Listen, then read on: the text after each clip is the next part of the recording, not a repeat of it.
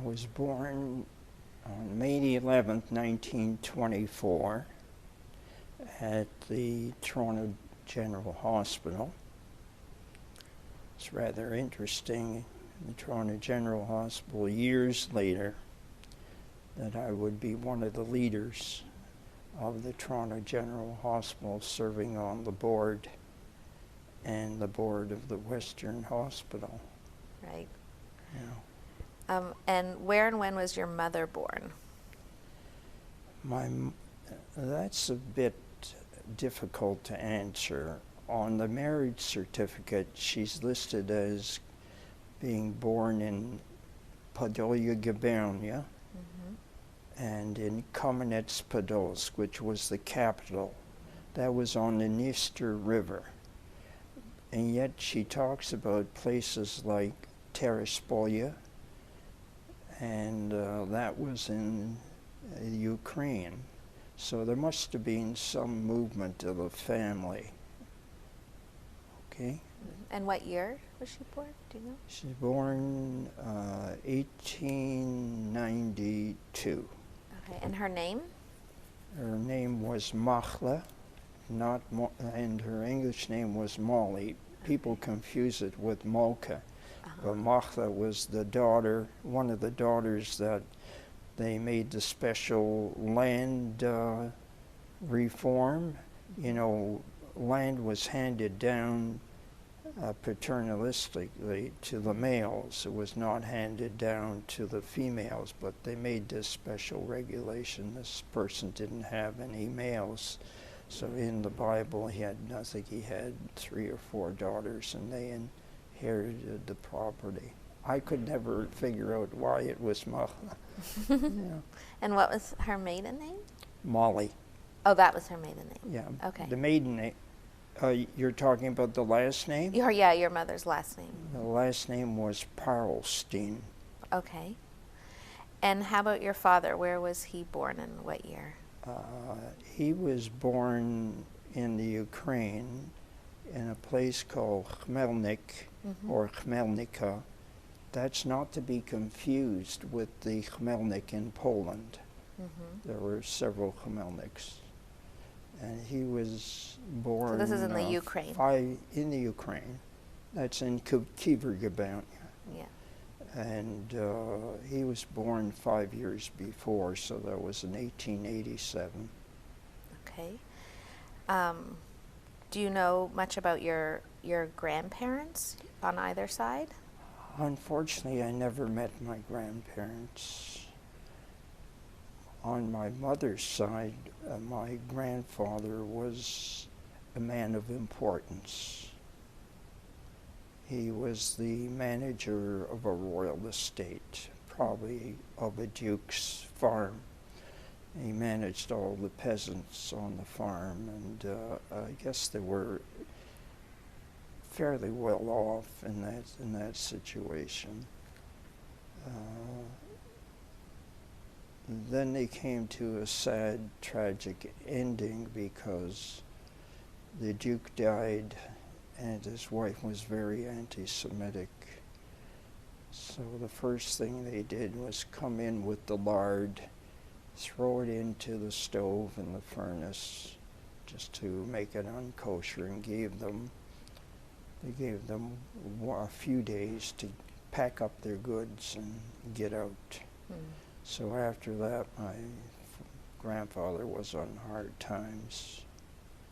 He traveled, and the peasants who had served him before had pity on him and housed him and so forth. On my father's side, my grandfather, I think, was in the cattle business. I don't know too much about my father's side. Okay. Yeah. And did your parents meet in the Ukraine? No, they met in Milwaukee, Wisconsin. Okay, so what year did they leave the Ukraine? Do you know? I'm not quite certain. My mother was a very young teenager. It's possible that my father left about 1907, and my mother must have left about that time too. So they came over with their families, or My mother came over with a pseudo family. She Okay. came alone, Hmm. this youngster, and she could not speak English. She had this tag on her for her ticket and so forth, where she was going and so forth. I'm uncertain as to my father's destination. Why they came to Milwaukee is because my Aunt Sadie was married to my dad's brother, Benny. And so that's how they probably met. Oh, I see. We had relatives in Milwaukee. My mother's maiden name was Mazerovsky. So the Mazerovsky family, the name was later changed to Mazer. They were there ahead of time. And my Uncle Benny had, no, he must have come earlier because he was afraid that he would be conscripted into the Russian army. So that was for the Japanese War. So it must have been around 1905, yeah. Okay, so they married in Milwaukee? They married in Milwaukee, October the 16th, 1910. Okay, and then what brought them to Toronto? How much later did they move to Toronto? Well, they weren't there very long after. My father left in 1911. My mother had a brother here, and she may have had a sister here. I'm not certain. My Aunt Goldie. And my mother came about 4 weeks after Pesach in 1911. Okay. So they arrived here, and where did they live? They lived in the ward. Okay. Do you know which street? They lived on Edward Street, between Bay and Yonge Street. And it's funny because the man they lived with, Mr. Moshe Brodsky, was a very important member of this congregation as well. Right. And Moshe's brother, Abraham, was my father's best friend. Okay. And what did your father do for work? Well, like all the immigrants, it was tough. Yeah. He did a myriad of things. He worked in a foundry. He shoveled snow. He delivered ice from the lakes and so forth. He peddled. And then he got into the fruit business, and he became a wholesaler of fruit and vegetables. And he helped to service the merchants in the Kensington Market. So that was a little bit later? Yeah, that was probably in the early 20s. And so they moved over to Kensington around that time? Well, we were one of the first settlers in Kensington. I was not born until 1924, so we're talking somewhere around 1914. That they moved? Yeah. And they moved to Nassau Street? You understand that the immigrants were nomads when they arrived here. They moved frequently. Right. First of all, because the families were increasing, and secondly, because of the conditions and so forth. That's what happened with our family. We must have moved about 7 times. And then settled here in Kensington? We lived, I can recall, we lived at 57 Kensington Avenue, I think in 1914, 1915, 16. Moved across the road to 34 Kensington. And we must have been there for a while because my brother went to Ryerson Public School. And you see, he was born in 1912. So it had to be 1917, so it must have been there until about 1918, 19. Okay. And during that time, did other family from the Ukraine come over and live with you, or No. no? No. There were lunchmen throughout the area. Right.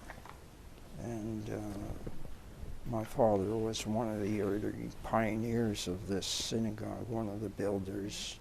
And if you look on the plaque over there, you'll see all the early builders of the shul. So can you And talk a little bit about... My mother and father are on that. So that's 1917, that plaque. So can you talk a little bit about your father's role in founding the synagogue?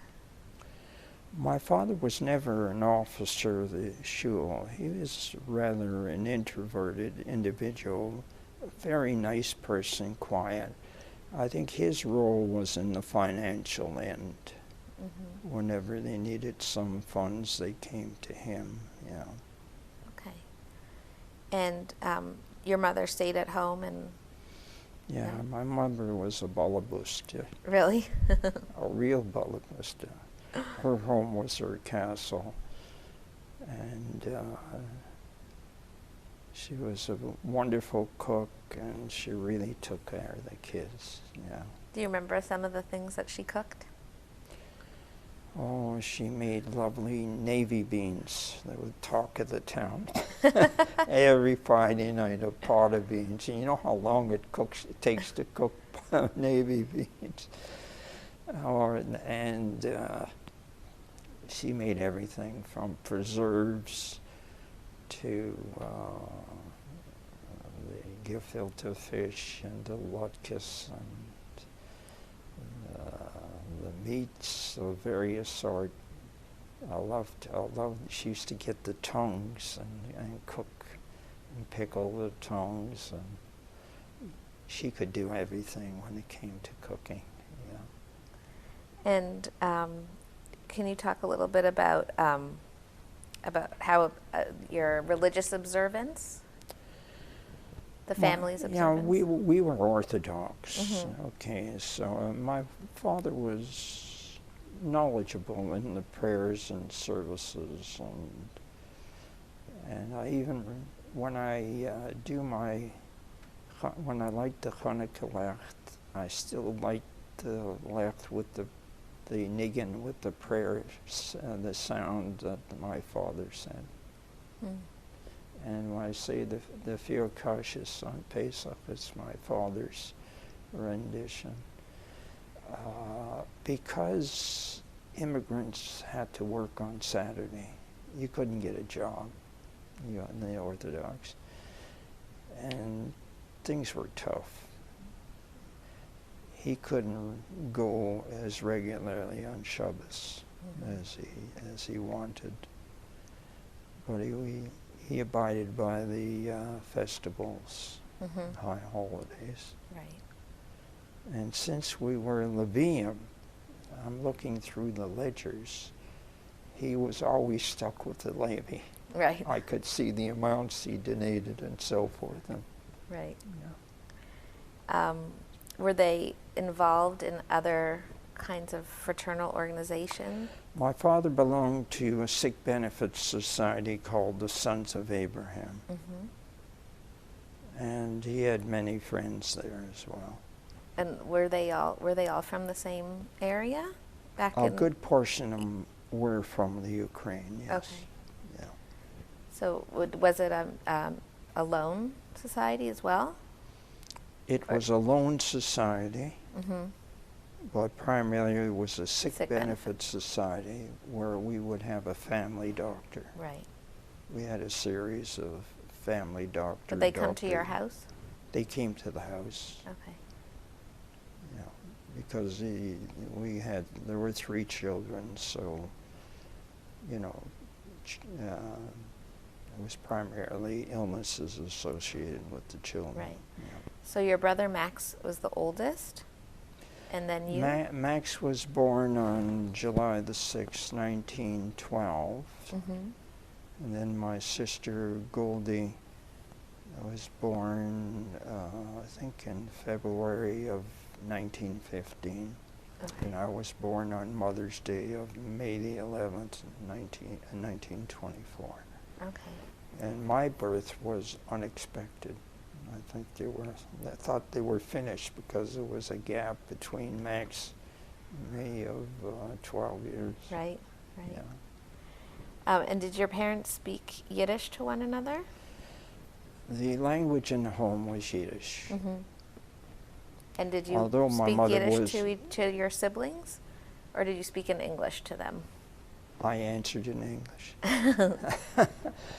Because my training at Cheder, I went to the Hebrew Free School on Brunswick, the Brunswick Tomatara. Yeah. And that was Ivrit Ivrit. Right. And I tried to learn to read the papers. They taught us very little in English. Yiddish at the Brunswick. You tried to learn the Yiddish to read the Yiddish papers? And I struggled through reading the journal. Right. The Right. Hebrew journal here. Yeah. Right. How frequently did you go to the Brunswick Cheder? Was it just Sundays or was it after school also? No, it was daily except for Friday. So you would go to public school I'd go to public school. I started my public school, the school across the street from me. We moved. I was born on Urine Street, 83 Urine Street, which was just north of Dundas Street. Okay. It's interesting as far as the location was concerned, because that was a former water reservoir. The whole sector there from DRC to Dundas and the stretch along Dundas was a water reservoir, built I think in the 1850s for the fire department. They were having trouble. They used to bring the water from the lake, and by the time they got there, they didn't have water, and they had these wagons with buckets and so forth, barrels of water, and rushed to a fire.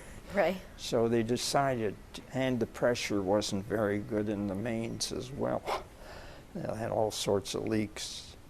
So they decided to build some reservoirs, and they built this reservoir. Later on, it became obsolete, so they filled in the land and built housing. And at the corner of Dundas Street was the Kiever Shul. Right. Across the road from us was the Kiever Shul. Right.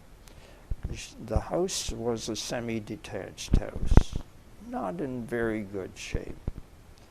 And I guess we had gas heating, gas lighting at that time. We didn't have an outdoor privy. We were fortunate to have an inside toilet. Many of the houses had outdoor privies at that time. Right. So you went to a public school that was there, right there? You went to a public school that was over there? No. Oh. No. Then we moved to, our last move was to our homestead at 34 Nassau Street. Okay. In 1927. Oh, so you were just May little. or June of 1927. At that time, we were planning the Kiever Shul. In this location. They were knocking down Right. the two stiebel that were here. Right. And they were starting the building of here the same time as we were moving in 34 Nassau Street.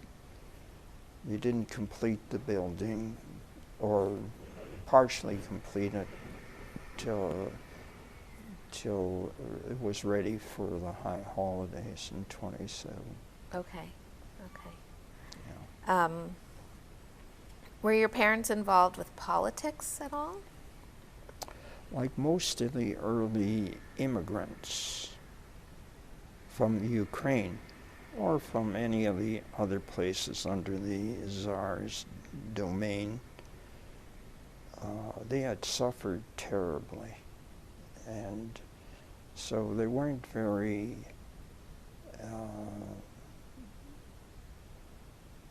let's say they drifted to people that would help them, with living conditions, and naturally the left-wing people, so a lot of the Ukrainian Jews tended to lean towards the left. My father did that initially. I guess he got a little smarter in the ways. I think he drifted towards the Liberal Party. But everybody supported Joe Salzberg, even though he was the Communist Party. Right. And can you describe your what it was like growing up here? Because you spent most of your childhood on Nassau Street, because you were just a little boy when they moved. I don't recall anything of my birthplace on 83 Urine. Right. We left there, I was only about 3 years old. Right. So what was it like growing up here in the market? It was a wonderful place.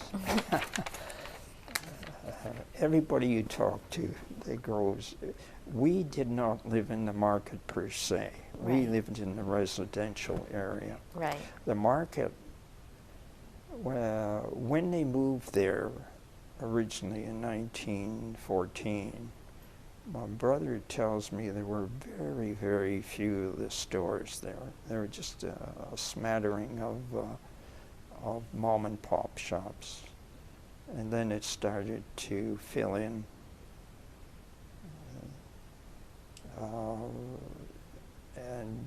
Since he went to Ryerson, he said that everybody played in the streets. We had lanes and so forth. The same thing was true in the area here. We played in the lanes, we played in the streets. We had an empty lot across the street. That was a wonderful wilderness with wild burrs, the Scotch burrs and butterflies and dragonflies, and we're always catching them, grasshoppers. It was a great thing. And we used to pilfer the fruit in the back lanes. Everybody had fruit growing in their gardens in the back. Pear trees, apple trees, plum trees, strawberries, everything. Wow. Yeah. And what was school like? I initially went to William Housen School, which was built the same year that I was, 1924. They laid the cornerstone. I think they opened in 1925. Where was it? Eh? Which school? The William Housen School at 21 Nassau Street, across the road. Okay. The building still stands. It was initially incorporated during the Depression. The Institute of Trades, the forerunner of what is Ryerson Institute. They were housed there. They became a welfare outlet for the federal government, and during the war it was an Air Force base. Oh, okay. And that eventually became part of the George Brown College. Oh, interesting. So when you were there, was George Brown College, and that George Brown College moved out in the 70s, and the lofts were built. Oh, right, right. But the original building you can see to the east, towards Spadina. Right. The cornerstone is still there, 1924. Wow. And what was it like there? Was it mostly Jewish kids, or? People think it was entirely Jewish. No, there were all sorts of nationalities there. And I had a few friends who were from blacks and Negroes. Leonard Braithwaite, the first Negro to become a member of the Ontario legislature, was my friend. He lived on Augusta Avenue. Jack Allen lived down the street on Nassau Street. I think he was a alderman or controller, maybe Reeve of East York. Leonard Braithwaite had been an alderman and controller in Etobicoke before he became an MPP. But it was a great school. Everybody was equal. There's no favoritism. We played in the basement when it rained. We had wonderful playgrounds. And playing in the summertime, all sorts of sports. Mm-hmm. They had a women's playground and a men's playground. Baseball was played there. I played on baseball teams. And one of my favorite trainers later became one of the biggest book sellers in Canada. Hmm. Maybe not in the United States. And that was Carl Cole of Cole's Books. Right. We had a wonderful group of trainers. Most of them were students at the University of Toronto trying to eke out a few dollars so that they could pay for their tuition. Hmm. And then you went on to high school. Where was that? In the meantime, I was going to Cheder. Yeah. Okay, mm-hmm. At the Brunswick, and I stayed there till shortly after my bar mitzvah. Oh, and which I had here. Okay. And my brother had his bar mitzvah in 1925 in the Stiebel here. Right. So I stayed at William Houston until 1930. Okay. William Houston was a junior school. Oh, okay. So just junior school. Okay. And so the students were fragmented, and they went off to the satellite schools. Some went to Lansdowne, mm-hmm. and some went to Ryerson. I went to Ryerson Public School. Okay. Not the building that you see there today. The old Ryerson School was shifted over in the green area, in between Denison and Dundas Street, and towards the middle, on the south side of Dundas. Okay. And that was demolished in the 60s, and the building standing there. But there was one residual building that was built, the annex that still stands there, in which we did our manual training. Right. And the nurse was there, the dentist was there right. as well. Yeah. And then, so that was through grade 8? Yes, I finished my my public school at Ryerson. I was a fairly good student, standing at the top of the class. Mm-hmm. I just looking through my certificate, my honor certificate. Right. Good attendance, We had some wonderful teachers at Ryerson. Mm-hmm. Mr. Godbold eventually became a superintendent in the Board of Education. Mr. Mewhart became a superintendent. They were fairly high in the hierarchy of the Board of Education. My final teacher in my last year was Mr. Tobias. I was at the school a few days ago and I had a concert. Oh. And I happened to be walking down the aisle, and there was a picture of a championship team. On one side of the players was the principal, Mr. D'Arcy McDonald. No, D'Arcy Davidson. And on the other side was my teacher, Mr. Tobias. So it was a bit of a deja vu. Oh, that's nice. And then so after your bar mitzvah, you stopped your cheder. Was there no other place? There was no sort of higher level to go on to at the cheder at that point? I could have gone on, but I was just going into high school. It was Right. quite a transition Right. for me. And I guess I decided I'd had enough. Right. Yeah. So which high school did you go to? And I was involved with sports. Oh, what I did was you play? playing basketball and so forth. Right. Did you play on a team or just I through the played- school? I played for the YMHA. Or? Okay. I played for Harvard Collegiate in the inter-class league. And So we the won- YMH we won, The we won YMHA on some- Brunswick Street? On Brunswick Avenue, Oh, I sorry? used to train there on Brunswick. Yeah. On Brunswick Street, yeah. Okay. Yeah. So then you went on to high school, to Harvard Collegiate? Harvard Collegiate, yes. Okay. And you were a good student there as well? I was an A student, but I just couldn't stand the other students. I said, I got to get out of this. Oh, what did you So what didn't you like my about last year, I decided I'd take my last year in another course. it? Oh, what did you not like about the students? What did you not like about the other students? It wasn't the students, it's just that you're under pressure all the time to be a high achiever. Oh, okay. Yeah. And then did you go straight to university?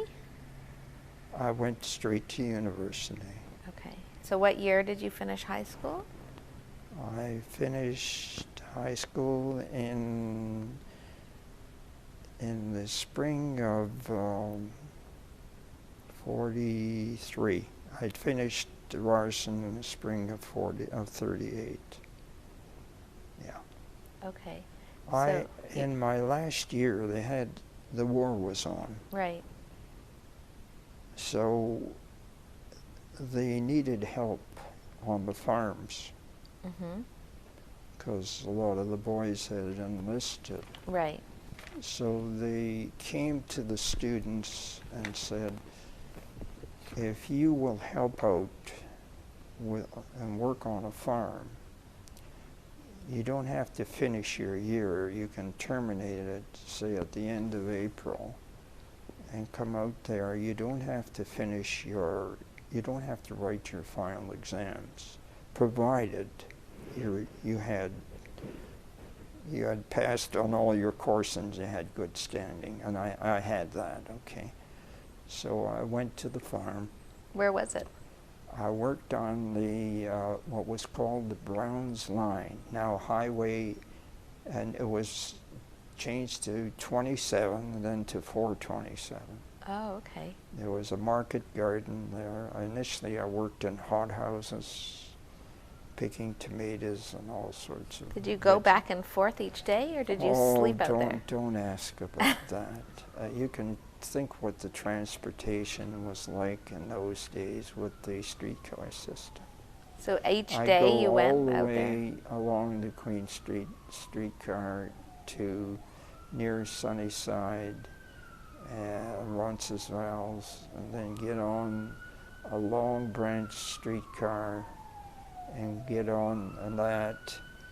And I had, my family had some friends who were in the fruit business of Italian origin, and they had a fruit gardens, a grocery store right at the corner of 427. So I had parked my bicycle there. I'd get off the streetcar and get onto the bicycle and pedal up the hill to the farm. Wow. It was a long stretch. And how long did you do that for? Well, I did that from May till September. Right. And then in September, I enrolled in the engineering faculty at the University of Toronto. I had enrolled prior to that. Right. You had to probably in July or something like that. Okay. And entered the School of Engineering. Where was that located at the time? That was, you know where the gates are on College Street? Yeah. The Pritchard gates? Mm-hmm. that street, I'm not sure what it was, King's Road King's or College, something. yeah. King's College Road. I think so. That's where the faculty.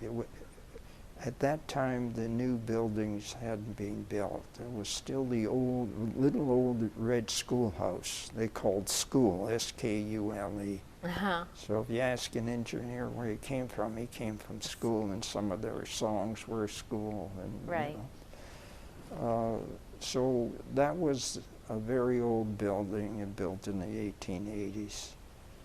And I went into, I did most of my study there. The courses were scattered all over the campus. The mining building was on the corner.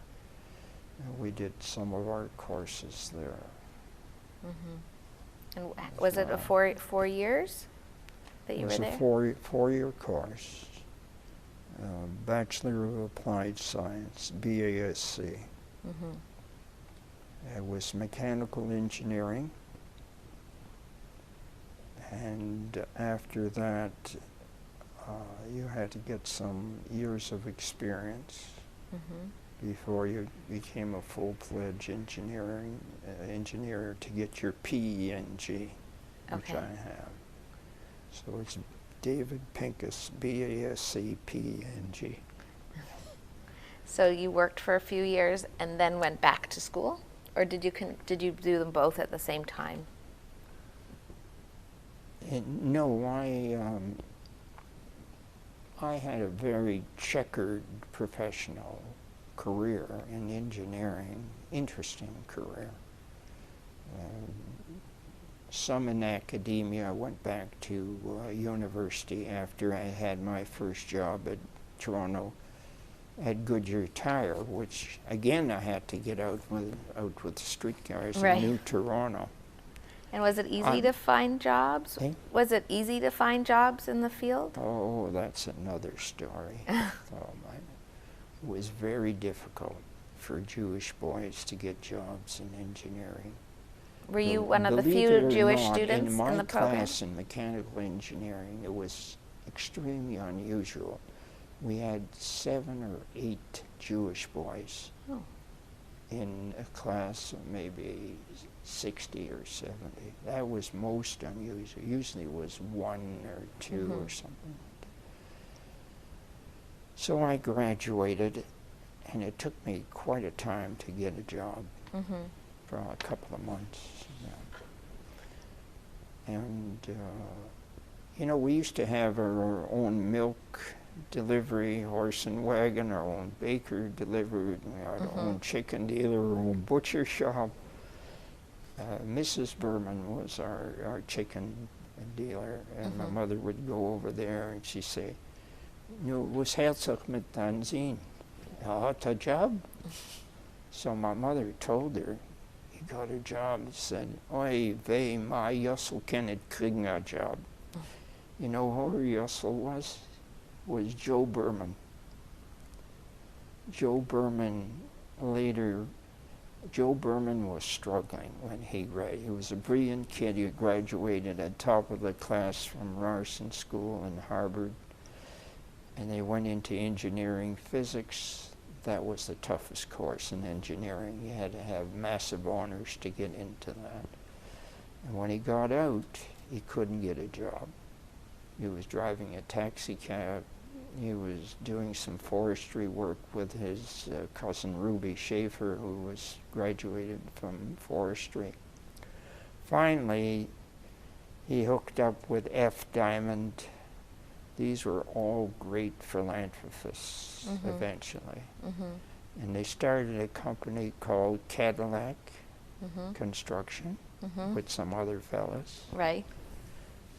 And then they joined up with the Fairview Corporation to become Cadillac Fairview, built Yorkdale, and they had joined up with the Fairview Corporation, and the chap that was the CEO there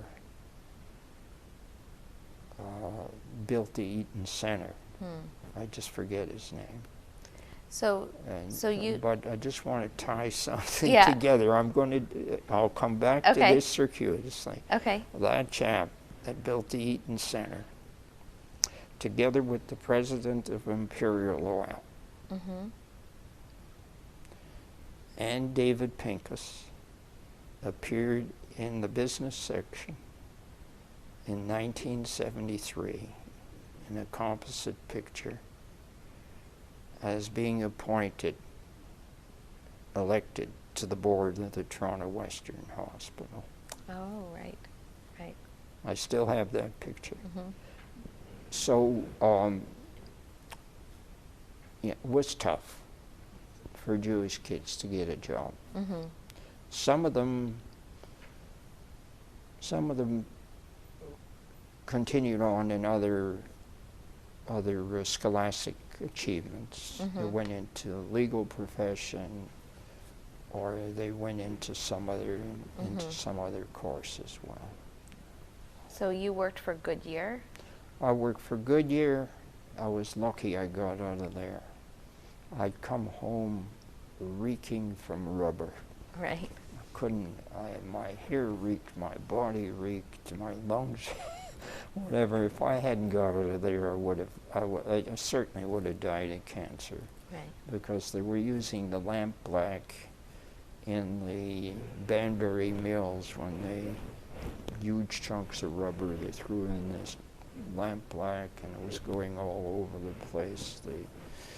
It was the most unsanitary place at that time. So I got out of there after about a year and a half, and then I said, I got to rest. So I went back to the university and went on staff in the engineering drawing department, which was an annex to the mechanical engineering department. I was there, I think, for a couple of years, and then I transferred over to the mechanical engineering department and taught machine design and mathematical things. Lectured occasionally, yeah. And then what happened? And then next after that, did you stay? You didn't stay at U of T? Campus was wonderful with all the green and the students and so forth, and it was close to home. I always ate at home. I came home when I was at public school. Right. I used to go 4 times to Harvard Collegiate, back and forth, walk back. Right. We only had about an hour and a quarter to come. I'd run home, run back to Harvard, and I'd run to the university, eat at home. Mm-hmm. So it was nice. Yeah. It wasn't far. And but the pay was terrible. Right. You only worked part of the year as well. Mm-hmm. So I had to look for something else, and then this ad came. They were looking for engineers in Montreal. They were going to be building a big plant. It was CIL, chemical firm. Mm-hmm. And I got the job. Became a project engineer there. Was there for about 3.5 years. The job was to be in Maitland, Ontario. My father had died in 1947, so it was very difficult. My mother was a widow. I didn't tell you my sister Goldie was handicapped from the age of 3 with poliomyelitis, kyphus scoliosis. So it was, it was tough. If I had gone to Maitland, I probably would have been there and gone through and being a company engineer, probably would have gone up the ranks and so forth. But I felt that I should come home and help to support the family and so forth. So I came back to Toronto and worked at Toronto Iron Works in the fabrication business as well. So I'd had the knowledge in the petrochemical industry in terms of the design of pressure vessels and in corrosion-resistant stainless steel. I'd gone to various courses. And then when I went into Toronto Iron Works, I got to know how to fabricate these vessels, how to estimate them, so that we could get orders. So it was quite a conglomerate thing right from the beginning. And this job opened up with CIL, and it was like a petrochemical plant. They used petrochemical derivatives, and at that time they were making nylon. And nylon was very rare. I had to get a clearance because they were using it for the war effort in, where was it, Korea? It was Korea then. So I had to get RCMP clearance, and so it fitted in quite well. With the fabrication experience, and we were using a process at that time of remote control. The plant was to be like semi-automatic, with the valves that controlled the flows. They were controlled through a boardroom, everything. There were very few people on it. And there was a system called servo mechanisms, which was fairly new. I would have ended up in Maitland, Ontario, which was near Prescott, between Kingston, and I had to come back. So I saw an ad in the paper with Aviro, which eventually became Hawker Siddeley. It was a branch of the Hawker Siddeley in England. And they were looking for engineers with some knowledge in the control system, which I had had through CIO. And I got a job. They were building, what were they building? The CF-100, which was the staple, the backbone of the Canadian Air Force. This was the fighter, which they used for a great time. But they were in the early stages of the planning and building of that famous Avro Aero aircraft. So I became one of Canada's famous great engineering team on the Avro Aero. And my area, I worked in the structural test where they tested the stresses on the aircraft, but in a specific area, the controls, which were strategic to the aircraft, because the aircraft flew at supersonic speed, and prior to that, if you tried to go through the sound barrier, the aircraft would be torn apart, literally, would hit the wall. So we had developed a design. It was a Coke bottle design where the fuselage was tucked in and tapered. It was a dart wing, which was another concept, and it was a wonderful plane. And in order to go through the sound barrier, you had to make sure that you didn't hit the resonant frequency. You know what? Everything has a resonance frequency. You hit a resonant frequency, you tear yourself literally apart, okay? So that was my job. We did frequency testing. We'd put inputs in, gradually plot all these. I had a series of girls working on the graphs and translating it for the aeronautical engineers so that they could change the design. And I got to meet the famous test pilots, Jan Jurakowski, the famous Polish test pilot that had fought in the Battle of Britain, and some of the other Polish engineers. It's quite a conglomerate of engineers. What year was this? Eh? What year was this? That was 54 to 58. Okay. I left before the announcement to cut the aircraft off. Oh. I had developed a back problem at that time. It was very, very painful. I'd fallen down the stairs in the house and was in very severe pain and was bedridden for a number of months. I was worried I'd never walk again. But eventually it took me some time. And I got out of that, yeah. And then you went. So I left there. Well, I think I've said enough about. let's get on with something. So maybe let's go back to sort of family life at this time and your family's involvement at the Kiever Shul. After your father passed away, did you take on any kind of role here, or no? No, I didn't. I didn't participate other than, coming frequently. My father was never an officer. Right. But, right. Did this shul stay an important part of your lives during that period? Okay.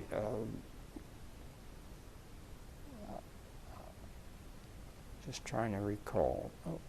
Yes, we came here, and I attended. I was one of the honored guests when we had the Jubilee in 1963 at the Sharat Villa. My mother was with me because one of the pioneers of the shul. We lit a candle there. There were a certain number of candles allocated. And we were good members. And at that time, of course, we were always called upon to pay the aliyah, so for Levi. Right. I took over for my dad, and then my sister Goldie died because, as you know, with infantile paralysis, in order to compensate, you used to hear of the iron lung and so forth. Those were early days.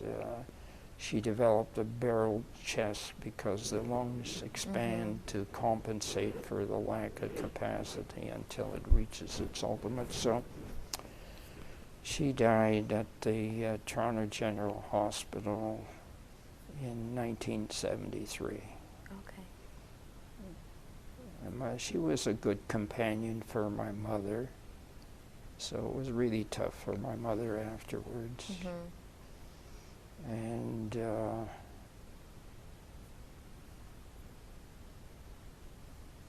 your question was with regard to the synagogue, to the or maybe we can talk about the changes to so this neighborhood also. No, I want to talk about the Kiever. I became a member of the executive around that time in the 63, 64, 65. And then I moved up the ladder to be a trustee. And in 1979, I became the president of the shul. But in the interim, the shul was having difficulty because of the translation of the Jewish population, which started after the war. Right. And really in the early 50s, it started to move north around Lawrence Avenue and so forth. The manor, yeah. And so the congregation dwindled. I should say at the beginning they had, back in 1912, they had about 40, 50 members. In the 50s, they had about, in 1920s, they had about 150 members. So that should be corrected in all the history. Because somebody said they never had more than 50 members. They had more than, had 150, something like that. And, but things started to get tough. And they were talking in the 60s of selling the shul. I have a picture of the sign on the shul for sale. Right. Nobody has that. I'm the only one that has that. And they got some quotes. The quotes were in the neighborhood of around $60,000 in around 1960. Remember that the Osterse Shul was sold for about $60,000. And the Hebrew Men of England was sold for that.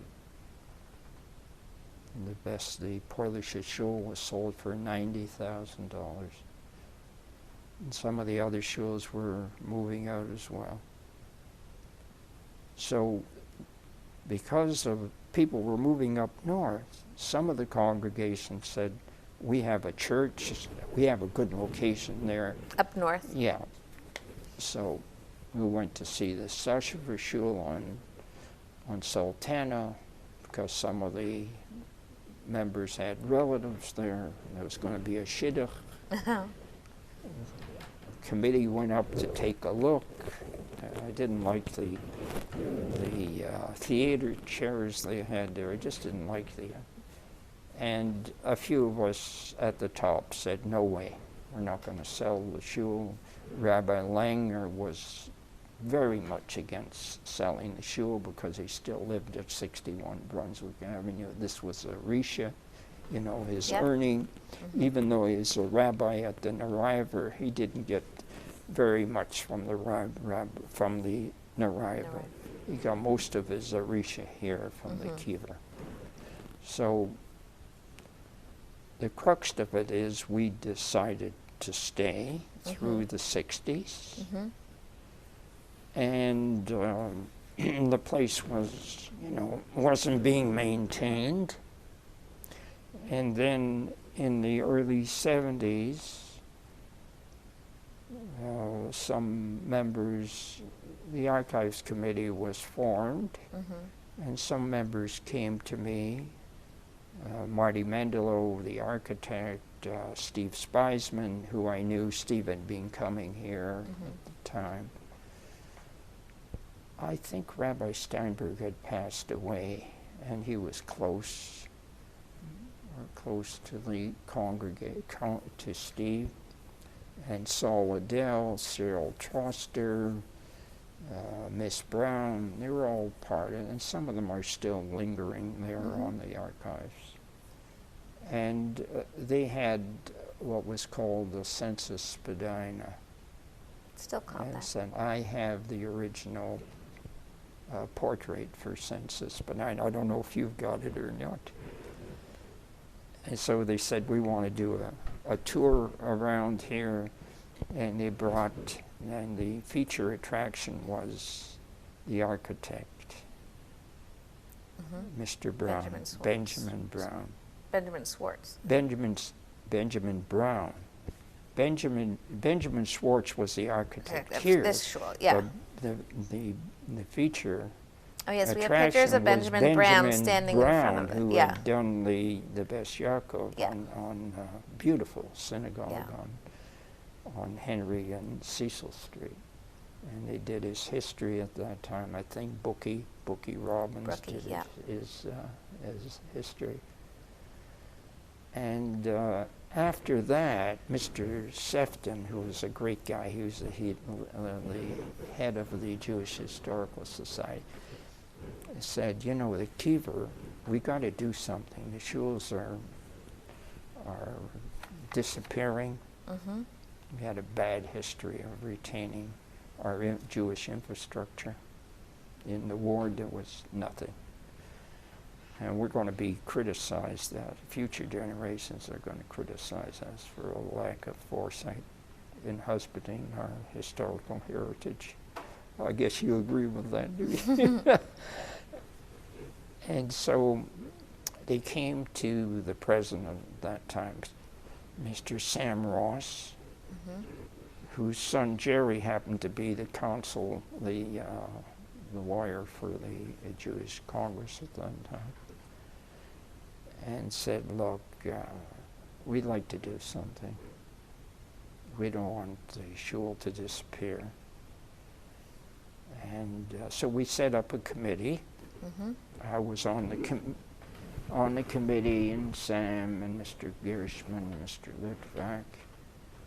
And I guess Saul was there, and Marty was on the committee to see what we could do. And they started off with a little bit of a grant to arrest the deterioration that was occurring. And then they went off for a grant from the historical branch, and they got caught in the trap that they cut off the grants. There was some sort of moratorium on grants. We had to wait till 1981 when they were able to get a grant from the Ontario, but there was a catch. You had to have the matching grants, like 2 for 1. So you had to get it from the community. And you had to, I think the grant was for about 150,000. So I think Marty, the architect, and his partner, they drafted the plans, and they went off to the city to get them approved. And unfortunately, they came in above the price, so we started to cut back the project. I don't know if you're aware of this. They cut off the utilities. They were supposed to replace the boiler, which was built in 1927. And it had a life of a maximum of 50 years, and this was 81, already exceeded. It was originally a coal boiler we had converted to oil. It was literally falling apart. There was supposed to be air conditioning, there was supposed to be the wiring, that never. And Milt Harris, who was the leader of the Congress in Toronto at the time, said, no, we're not, you have to cut back on the project. So it was a truncated project. It wasn't a complete restoration.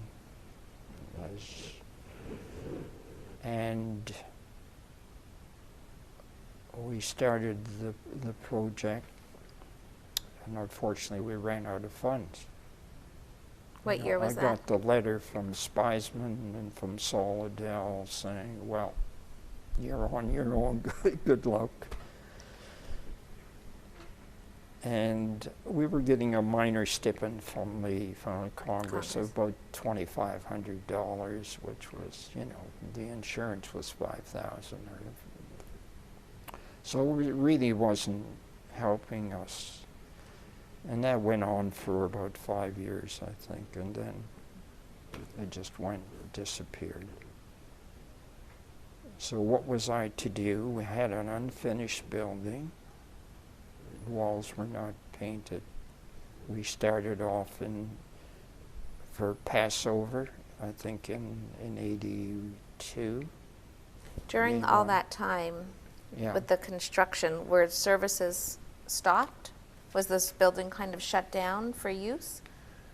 I don't remember. We didn't have services. I think we might have been able to squeeze a Saturday service in somehow. Okay. But it was terrible because the building was unfinished.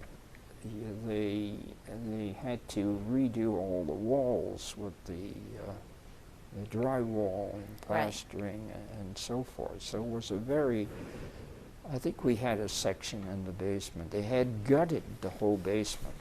They had demolished the old sukkah that we had in the yard. And somehow, I think, with bare minimum, we carried on with the services. Saturdays. Okay. They did stop. They didn't work on Saturday. And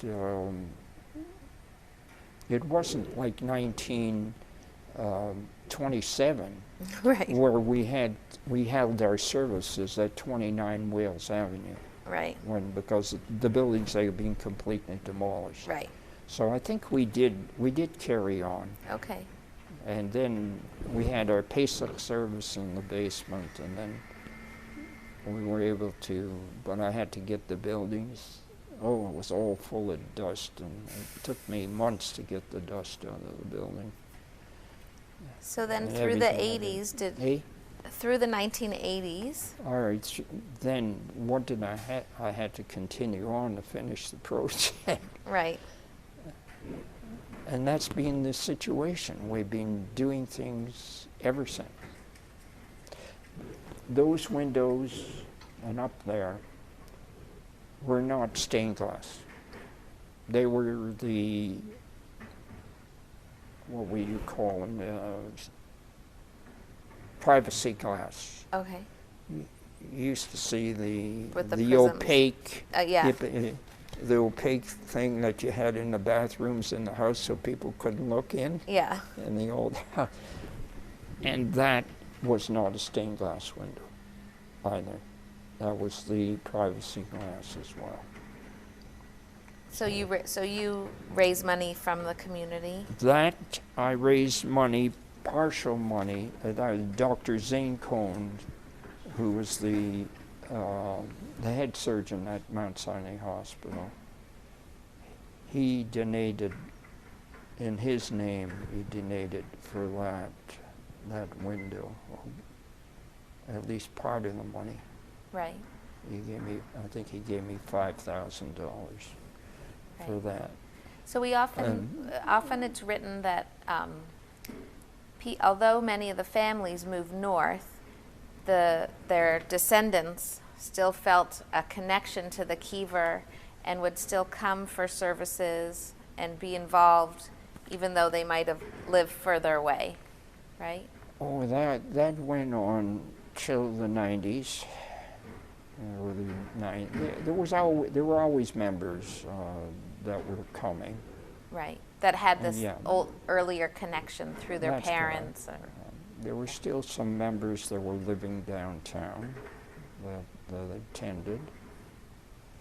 And as it went along, that affiliation became less and less. So today, there are very few Of the original. Of the original. They may be members in name, but right. never. So they pay a membership, but they don't come. They pay a membership, and they may have a funeral plots and so forth. That's their attachment. Right. So now the members consist of... The members are of every area, you know. Mm-hmm. Some are in Thornhill, from all over the city and the suburbs. And the style of the service has stayed the same? The service has never changed. Our charter stated we were Orthodox. I like to call ourselves modern Orthodox today. So they ask, what is modern Orthodox? I say, you see very few beards here. Okay, so, and we have established this mechitza downstairs. Originally it was like one bench for the handicapped women because we have the 2 tiers of steps for them. Mm-hmm. You know, there was a separation of the sexes of the Orthodoxy and the gallery, the horseshoe gallery that was built. So then, within the last 2 years, for the high holidays, we sort of augmented this because it went from being for the handicapped for some of the women wanted to be downstairs, so we increased it. And with the camel and the Arab in the tent, first the nose.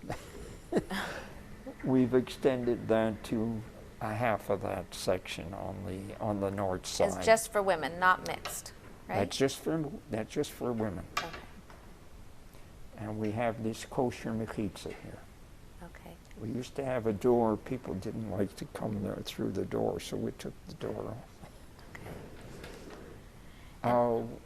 What else? So, what year did your mother pass away?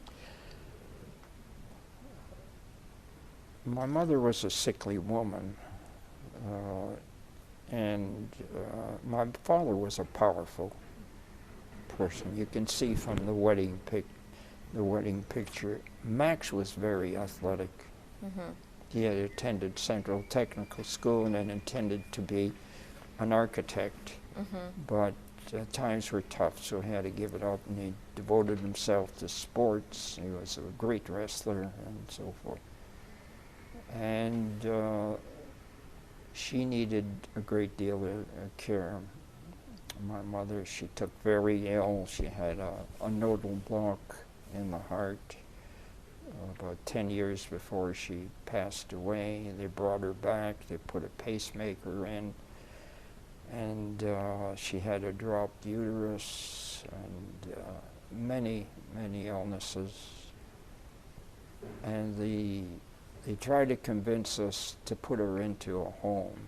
My brother was insistent, and I was insistent that we take her home. And we did. So for 9 or 10 years, we ministered to her on daily shifts, 12-hour shifts. Max took the night shift, I took the day shift. And, with a dropped uterus, I had to learn the operational techniques there. It wasn't easy, combating infections and so forth. Mm-hmm. So, it's difficult. And then she passed away in 1990, Wow. a few months short of 99. Okay. Wow. And so that was So maybe we'll just close with just one question sort of about your proudest moments. Can you recall any of your proudest moments in the past, in recent years? I really can't answer that. If you look at my non-vocational career, I think if you look at the book Kensington, Mm-hmm. Chapter 6, Mm-hmm. you'll see my community involvement, which is quite unique Mm-hmm. in terms of institutional involvement. And the war of the late 1960s and 70s, we call it the Kensington War, to save the community, which I participated, the Spadina expressway, in which I was an early participant. I think my community endeavors are probably my highest accomplishment. And what about Even your work here? Even though the Kiever, as a steward of the Kiever Shul, and I have been recognized by the National Jewish Federations of North America in being designated as a Jewish community hero in 2011, probably for my relationship with the Kiever, but my endeavors with the community probably would be my highest achievement. I'm dismissing all my avocation and so forth. Okay.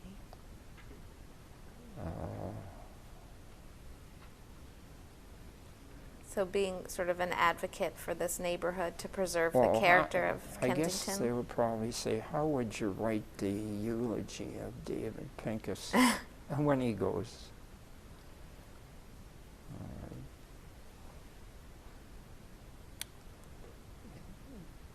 Historian, local historian, activist, community savior, president of a historical shul,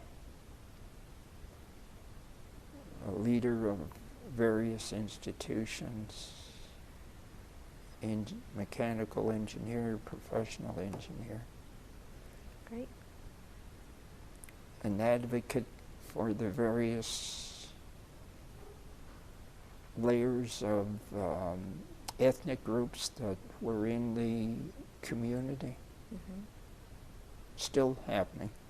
You're still connected very much to the Still building the neighborhood. Kiever Shul. Yeah. Still protecting the community. Right. Yeah.